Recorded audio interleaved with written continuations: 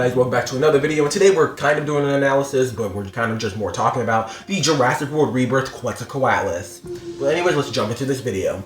So we do have some scenes of it flying, but the real scenes that are actually interesting are the close-up scenes, like for example this scene where it lands on the side of the Mayan temples, I think, on the side of the mountain.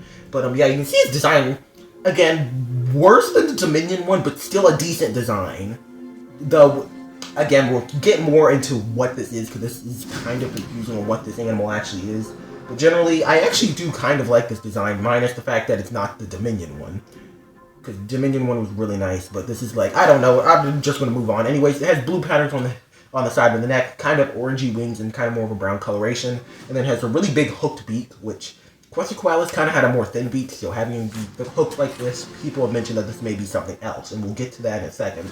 Again, here's another scene of it walking actually inside of the cave, kind of. And it does look really, like a really nice design, just not as good as the Dominion one. Here's kind of just a cropped out image of these. But yeah, anyways, here's the new toy we just got for it, and it actually can stand. The toy looks alright in my opinion, it looks pretty decent.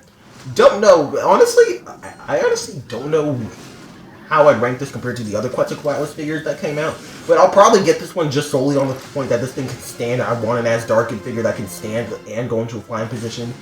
So yeah, here's it compared to the other quetzalcoatluses. I actually only have the original one, because I did not pick up the Dominion one when that one came out. And yeah, I don't know. Personally, I think I prefer this one over the Dominion figure at least, but not as much as the original ones. The original one was really good quetzalcoatlus, but the Dominion design I think is just mainly because there's just something that I felt a little bit cheaper about the Dominion quetzalcoatlus figure for some reason, and I think that this one is definitely better. And another thing is that this one's probably going to be like a $30 figure just due to the size and the fact that it actually has speakers on the bottom, which means it's going to be electronics. So yeah. Anyways, now I also made a redesign of it, pretty much just fixing the colors to make it look a little bit more screen accurate. And yeah. Anyways, we also got a Lego figure for this guy, which I wish that Lego would have actually given this guy neck articulation so it can actually look down. The Pteranodons actually have head articulation if I remember correctly, so they can look up and down, but the Quetzal doesn't, which is weird, but yeah. Anyway, I actually heard a post about someone talking about, back before we even had this design revealed, that the Quetzalcoatlus in Jurassic World Rebirth was a Fat-Nosed Dracon, and I actually think that this kind of checks out.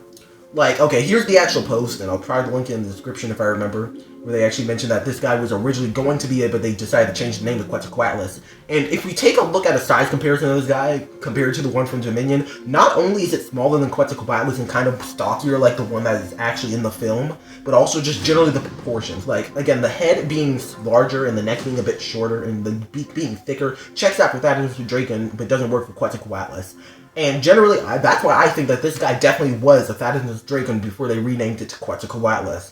And I actually think I would have preferred it if they kept it that way. Not only would it not have the issue of it not being the Dominion Quetzalcoatlus, so it's a different creature, so it can be kind of looked at in its own perspective, but just generally, I think it would have been nice to have a different creature represented in media besides just having Quetzalcoatlus, and it's one of the more popular pterosaurs.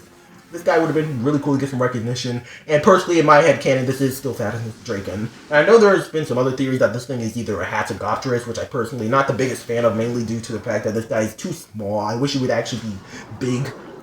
Not kaiju size like the Dominion Quetzalcoatlus, but still bigger.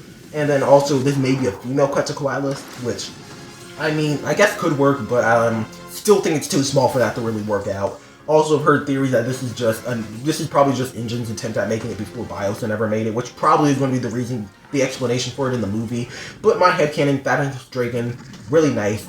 Generally, I think the Quetzalcoatlus design, again, I'm going to look at it through the lens of it being a Fat-Nosed Dracon, and I think it's actually pretty nice. And even looking at it as a Quetzalcoatlus, really nice, just I'm going to miss the Dominion one. Anyways, I'll see you guys in the next video. This thing better get on the ground and run and hunt some people, and goodbye.